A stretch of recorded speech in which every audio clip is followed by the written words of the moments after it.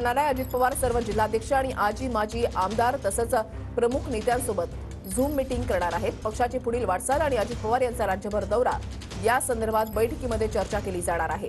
19 फेब्रुवारीला छत्रपती शिवाजी महाराजांची जयंती आहे आणि या निमित्तानं राष्ट्रवादी अजित पवार गटाकडून स्वराज्य सप्ताह हा कार्यक्रम घेतला जाणार आहे आणि या संदर्भातही बैठकीमध्ये चर्चा केली जाऊ शकते। अक्षय मणकणी आमचे प्रतिनिधी या संदर्भातली अधिक माहिती देतील। अक्षय, ऋषाली, राष्ट्रवादी काँग्रेस अजित पवार गटाची दर मंगळवारची बैठक जी आहे ती नित्यनियमाने होत असते आणि ती बैठक आज उपमुख्यमंत्री अजित पवार यांच्या देवगिरी या निवासस्थानी होणार आहे। या संपूर्ण बैठकीकरता प्रमुख नेते मंडळी आणि त्याचसोबत मंत्री आणि आमदार जे आहेत ते उपस्थित राहणार आहे। अजित पवार आपल्या मार्गदर्शनाखाली ही बैठक जी आहे ती आठवडी बैठक दर आठवड्याला घेत असतात आणि या बैठकीमध्ये संपूर्ण आढावा जो आहे पक्षाचा तो अनेक नेत्यांकडून घेतला जातोय।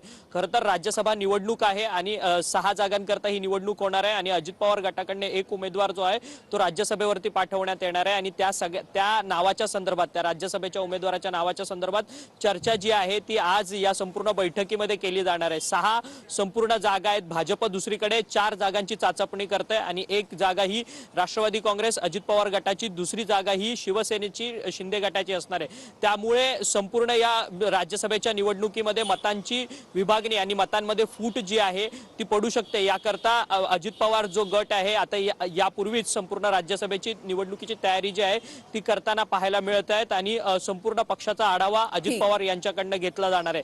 त्याचसोबत आज दुपारी 12 वाजता झूम मीटिंग जी आहे ती उपमुख्यमंत्री अजित पवार यांनी पक्षाची बोलवलेली या बैठकीमध्ये जिल्हाध्यक्ष, आजी माजी आमदार आणि प्रमुख नेते मंडळी उपस्थित आयोजन आज करण्यात आलेलं आहे। धन्यवाद अक्षय दिलेल्या